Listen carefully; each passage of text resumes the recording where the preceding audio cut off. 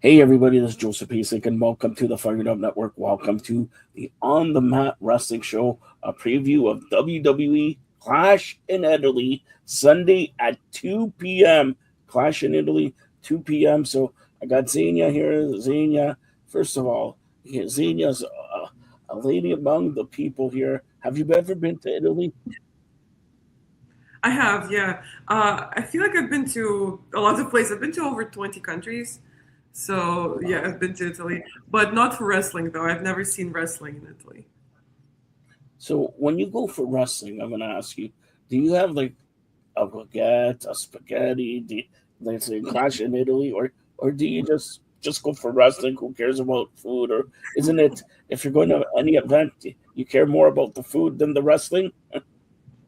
No, whenever I travel for wrestling, I always try to squeeze in some sightseeing, but the food is a given. Like, I'm the biggest foodie you'll ever meet, so the food never doesn't matter. It always matters. So, whenever I travel for wrestling, it's always a food trip, too. All right, so again, 2 p.m. Eastern. Well, the first hour going to be appearing on ESPN. Let's start off with the first match on ESPN. Jade Cargill goes up against Rhea Ripley for the ladies' title. Who do you think's going to win this one? Oh man, it's hard to say because I feel like both those women represent a lot of the, in a good way, same things that the company wants and needs. They both have an amazing look. They both have this rapport with the audience. They both kind of transcend that wrestling bubble and they both pose an interest to the outside audiences. So I always try to look at those things from like the business standpoint, but from the business standpoint, this could go either way. With international crowds, it's always interesting because they're always going to be more excited, more fiery because they don't get as much wrestling as people do here in America. But also, they might have their favorites, which might not coincide with American favorites. For example, I've been to a WWE show in Shanghai, and they are obsessed with Alexa Bliss over there. Which this is not to say people don't like her here. Obviously, she's a star here as well. But the level of like worship that she has with the Chinese fans is crazy. So I can expect the Italian audience to maybe have a preference for one of these women. If I had to guess, I would pick Rhea Ripley. So maybe for the sake of a big pop and for the sake of a big reaction, she would pick up the win. All right, now it's interesting that they're going with two title bouts to start off ESPN, and this one we haven't. By the way, check out Fired Up Network audio side. Gunter, Gunter on audio side. Gunter, who takes on Cody Rhodes, presumably could be the next champion. I think he will be. What do you say? I don't know. It's tough. Like I think he will be too, but I don't know if he will be now at this specific show.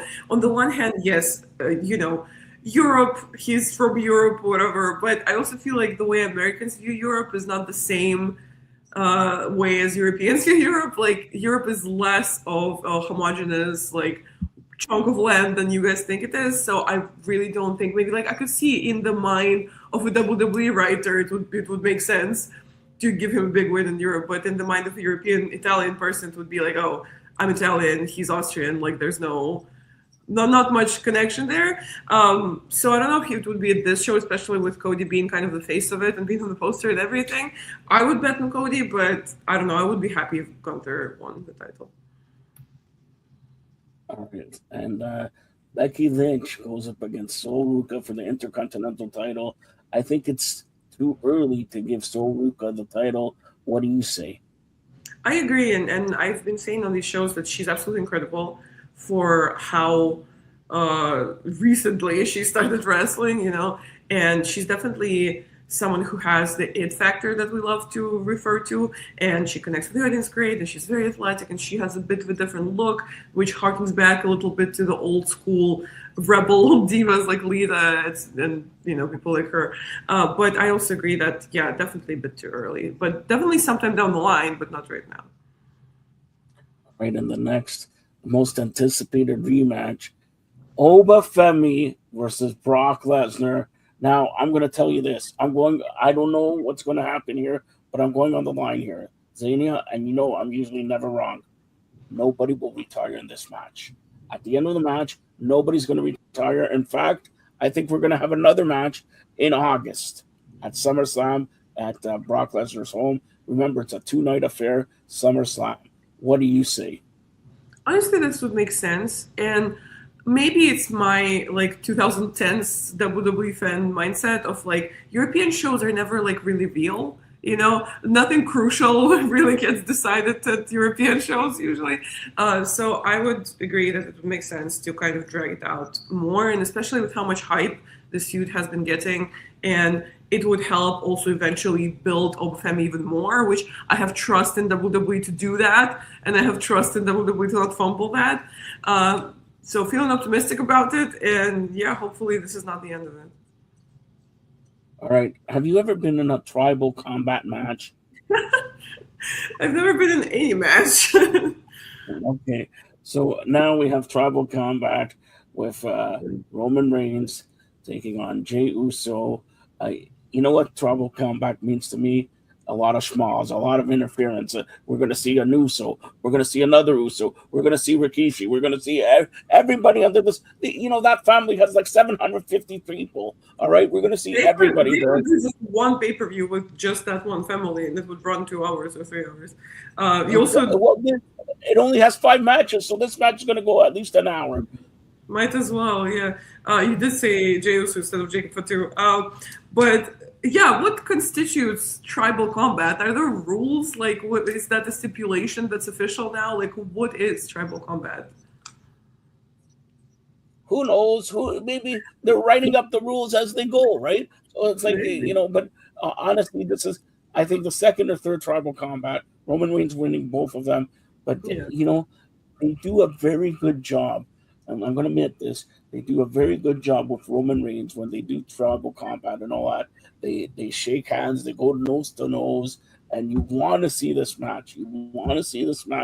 And I'm getting questions.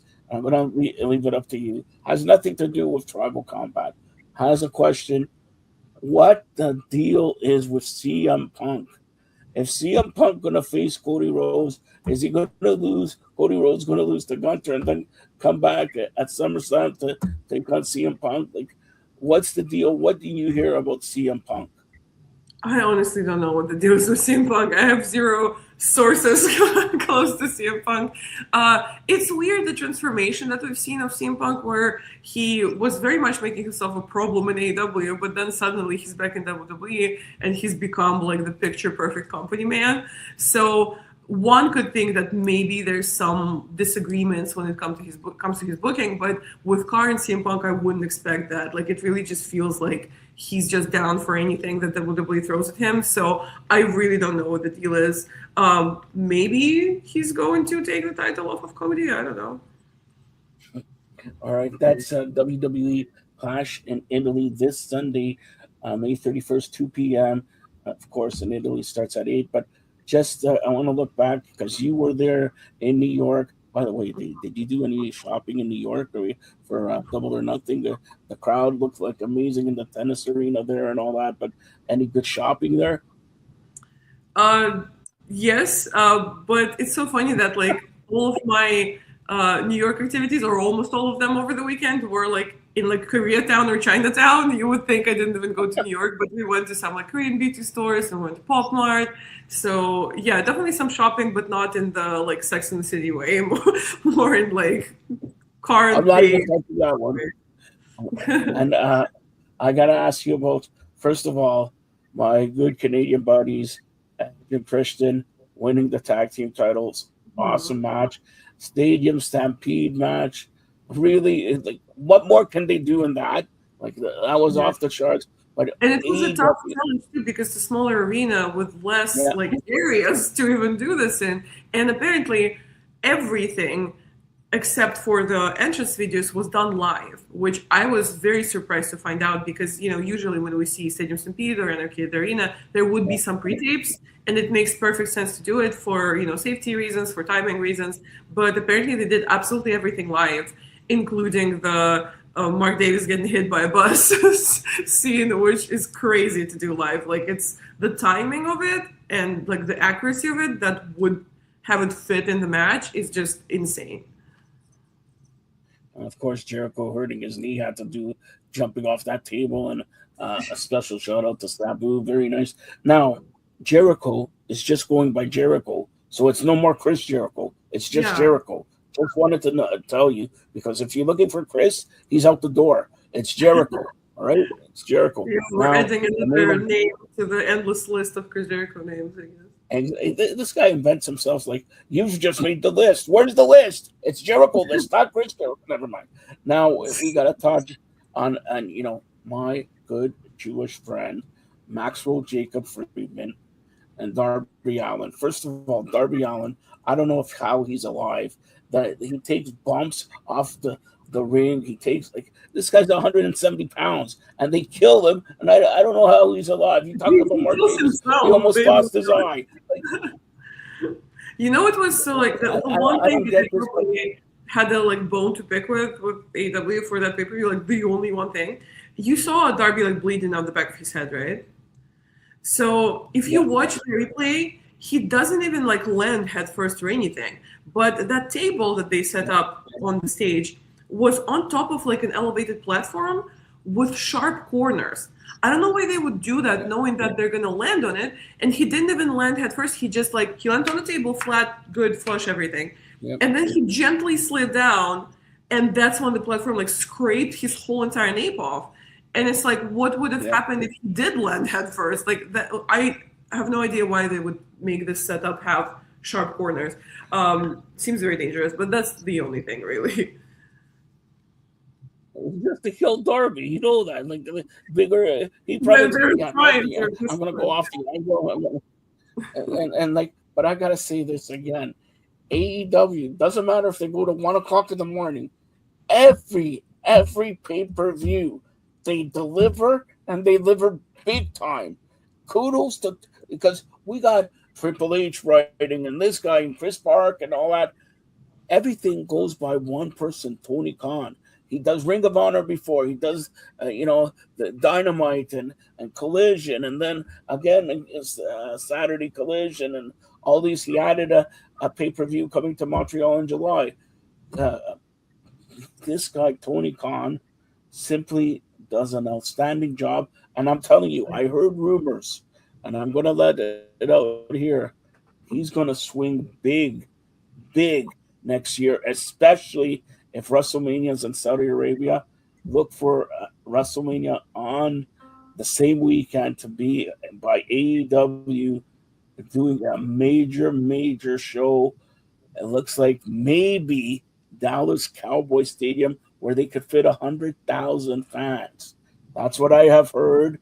And Tony Khan did touch upon it a little bit during the press scrum, where people ask him questions about the WrestleMania weekend not being in America. He didn't say anything directly, but he did say that next year there will be there's no major wrestling event in America at the time of WrestleMania yet. And that was a very loud yet. So a lot of people heard something is cooking in that sentence, and so did I. So I'm definitely very excited to see what he comes up with. And you're 100% right. He's absolutely brilliant, just a brilliant booker, a brilliant showrunner. And also, this is not to take away from a brilliant team of producers that he also has, which a lot of them are former wrestlers that we love and loved to watch. Some of them are retired, some of them are not yet. We know that one of the producers on RH is Ari Daivari, who's absolutely brilliant, and I have a big long-form interview with him on my channel. And then for AEW, we know that Chuck Taylor is a producer now. We know that Christopher Daniels is a producer. And those are some absolutely brilliant wrestling minds that are working on those shows. And it shows, those are just some incredible structure, incredible booking, incredible matches. And that's obviously thanks to the talent and the agents. And on Cage Match, the Double or Nothing pay-per-view, this one that I just went to, is now third best rated wrestling event ever, which is completely justified in my opinion. It was just an absolute banger of a show, not a single filler match.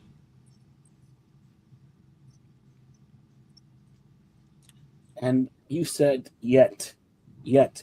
I don't want to be confused with yet, not yet. All right, no. That's all, because caution and all that. But there you go. But look for us. He even said it on the press conference. He's going to take massive swings next year. May not be in all in Wembley or whatever. Maybe all in, like I said, Dallas Cowboys Stadium or SoFi Stadium or something where they get 80, 90, 100,000 seats. Tony Khan could go to, Brazil. Their Maracanã Stadium fits over 150,000. So, like, I'm telling you, next year, AEW, Tony Khan are going to do something spectacular. They're coming, and they're almost here. And I can't wait because a little birdie told me about the Owen Hart tournaments, and I can't wait to see, especially Will Ospreay and his wife there in London and all that. And I like the idea of Will Ospreay and Kenny Omega, and then they put in the Death Riders and all that. So something's cooking there as well. But I digress. Of course, WWE Clash in Italy happens this Sunday. Now, Xenia, tell everybody about you do everything. What can they see on your channel? And like I said, Gunter's on our thing. You said you had some special interviews on your channel. Go ahead. Yeah, I do everything. And if you're a wrestling fan, you can find me at Zane the Dad on Instagram, X, and YouTube. And on YouTube, you can find my wrestler interviews. I've interviewed over 200 wrestlers in my lifetime. And on my Instagram and Twitter or X, you can find some show content, some travel content, food, lifestyle, whatever. And if you are a wrestling professional of any kind, sort, and caliber, and you want to grow your personal brand and you want to boost your income, you can reach out to me via DM or email. And I do a program called New Media Strategic Guidance that can help you make your social media work for you instead of you working for them. So if you're interested, let's get in touch and let's talk about it. All right. And let's enjoy Clash in Italy. Let's enjoy great shows on Dynamite and Collision, another Collision this Saturday. So all in all, great shows and simply one of the best. Xenia did that. She does everything. This year, I'm going to ask her for NFL picks. Yeah, get ready, Xenia. NFL picks makes you money. Okay, there you go. Thanks a lot, Xenia. Thank you. Thank you for having me.